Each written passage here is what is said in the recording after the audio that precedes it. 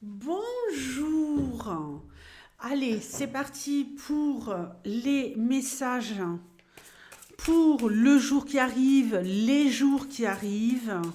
On continue le même format. Donc apparemment vous appréciez. Donc dites-moi, voilà, ça vous convient. Blablabli, blablabla, des petits commentaires de temps en temps, ça fait toujours plaisir. Et vous savez que c'est important pour la survie de la chaîne. Hier, je vous ai sorti un super flash Love Love sous le même format, mais uniquement basé sur la Love Love, avec plusieurs situations et plusieurs évolutions. Donc, allez voir, pour ceux qui n'ont pas vu, le flash Love Love. Allez, tu me donnes des messages les plus clairs possibles. Qu'est-ce qui va se jouer pour vous dans les jours qui arrivent? Première situation. Ok. On doit avoir des échanges avec un enfant. On doit ici parler avec un enfant. On doit créer du lien avec un enfant. Peut-être même recréer du lien. Peut-être même se réconcilier avec un enfant. En tout cas, s'en rapprocher, prendre soin de cet enfant, peu importe quel âge il a. Hein. Oui, pour ceux qui sont parents de grands enfants, vous savez que l'âge ne compte pas. Nous sommes parents jusqu'à la mort. Évolution. Ok. Ouh là là. Ouh. Il y a quelque chose de complexe là avec un enfant. On veut peut-être se rapprocher d'un enfant, mais ça va être compliqué. On va peut-être vous raconter des choses sur votre enfant. Vous allez peut-être échanger au sujet de votre enfant avec quelqu'un qui va vous révéler des choses, qui va venir faire des ragots, critiquer votre enfant. Alors ça va tanguer quoi, hein, ça va bouger, vous allez vous sentir mal, vous allez peut-être être pris dans quelque chose d'un peu violent, d'un peu brutal émotionnellement, et vous demander comment vous allez faire pour soutenir et aider cet enfant. Cet enfant, vous l'aimez, vous voulez le soutenir. Mais malheureusement, ce qu'on va vous raconter ne va absolument pas vous plaire et va provoquer en vous une véritable tempête émotionnelle. Suite à ça, vous allez vous demander, mais comment je vais faire pour que mon enfant s'en sorte?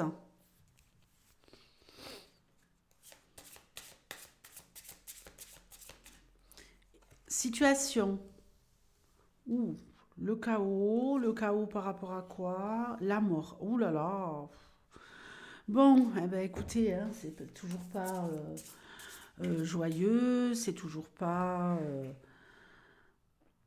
Ce n'est pas toujours, voilà. Hein, ici, on nous parle d'être bouleversé par rapport à la fin de quelque chose.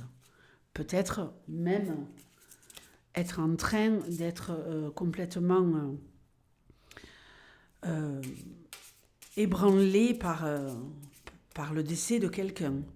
Donc, ou ébranlé et complètement traumatisé par rapport à la mort de quelqu'un, si c'est votre cas, je ne dis pas que c'est ce qui va arriver. Si vous êtes dans cette situation, ou dans une situation où dans votre vie c'est le chaos et la fin d'une période, comment les choses vont-elles évoluer? Vous allez être soutenu par des amis qui vont vous aider à faire les bons choix. Des amis qui vont vous soutenir et qui vont vous proposer un refuge. Vous allez pouvoir vous réfugier dans cette amitié. Vous allez peut-être être accueilli. Si c'est le chaos dans votre vie, si c'est le bazar total, vous allez nommer les étoiles de l'année dernière, quoi, qui sont encore dans le jeu. On va être soutenu, on va faire le choix d'aller se réfugier chez des amis auprès d'amis, demande des conseils, parce que dans notre vie c'est le chaos ou parce qu'on est victime d'un deuil et ça va vraiment être un très très bon refuge, d'accord? Ces amis vont vous aider à faire les bons choix par rapport aux difficultés que vous vivez actuellement, ok? Alors, un homme, qu'est-ce qu'il fait cet homme? Un homme qui a une proposition, un homme qui fait une proposition. Comment ça va évoluer? On veut en savoir plus. Un homme qui fait une proposition, un homme qui obtient une proposition. Ok, ouh.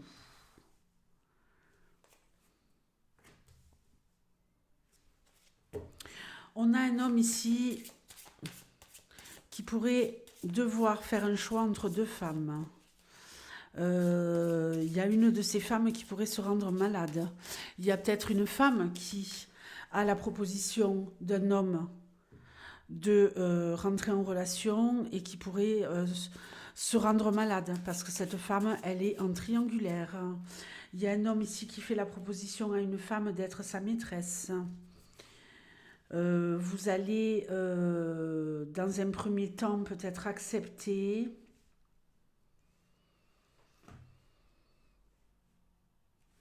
Il y a peut-être un homme qui a le choix entre deux femmes, si c'est vous, messieurs.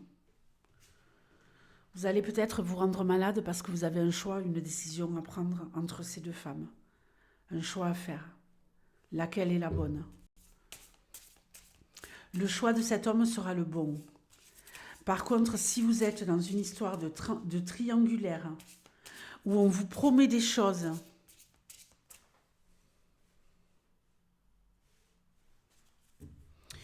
alors moi j'ai envie de dire, c'est possible. C'est possible que vous soyez, mesdames, en triangulaire, avec un homme qui est déjà en couple. Vous êtes peut-être vous-même en couple et avec un homme qui vous fait des promesses. Vous vous rendez malade depuis un moment, vous allez continuer à vous rendre malade par rapport au fait d'obtenir réellement les promesses de cet homme. Vous voulez du concret, vous allez l'avoir. On a la moisson. Vous allez obtenir ce que vous attendez de cette personne. Cet homme va donner à cette femme ce qu'elle désire. Vous allez évidemment passer par une phase compliquée par rapport à ça, hein, je ne vous le cache pas. Vous allez être torturé, malmené, mais au bout du chemin, vous obtiendrez ce que vous désirez, ce que vous méritez. On a des attentes au niveau familial, on attend peut-être la visite de sa famille. En tout cas, on veut obtenir quelque chose au niveau familial.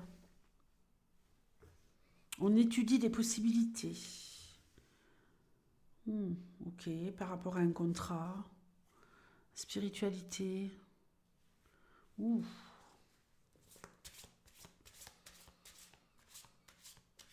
Faites attention, parenthèse. Faites attention à un membre de votre famille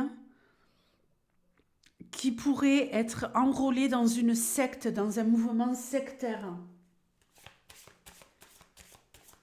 Je referme la parenthèse. Ici, on a quelqu'un qui attend énormément de la part de sa famille. Quelqu'un qui veut que sa famille le soutienne, la soutienne. Sur le plan d'un accord, sur le plan d'un contrat. On étudie la situation en famille. Il y a peut-être aussi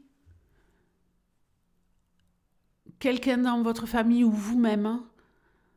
Il y a des échanges dans une famille au sujet de quelqu'un qui voudrait peut-être s'engager sur le plan spirituel, faire une retraite spirituelle. Là, je ne parle pas de mouvement sectaire et tout. Je parle peut-être de quelqu'un qui voudrait devenir une bonne sœur, quelqu'un qui voudrait rentrer dans les ordres, quelqu'un qui voudrait devenir prêtre, hein. On planche sur la situation. Et je pense que c'est dans ce sens que ça va évoluer.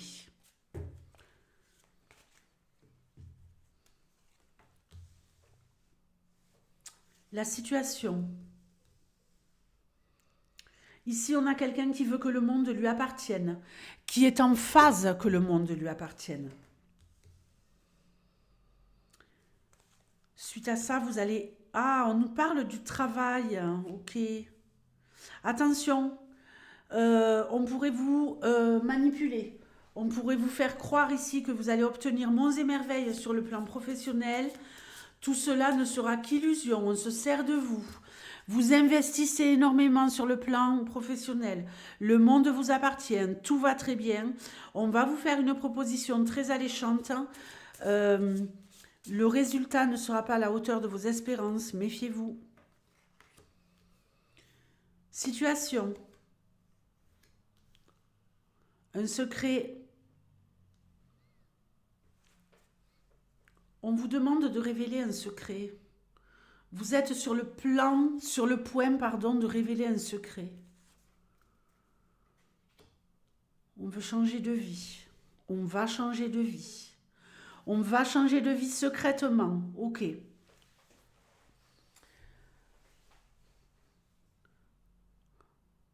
Ou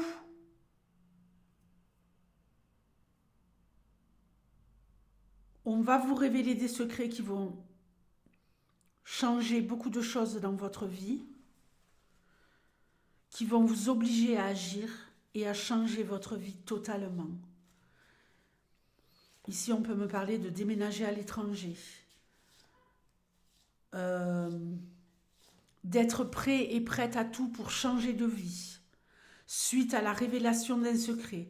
On va vous révéler quelque chose qui va complètement changer la donne.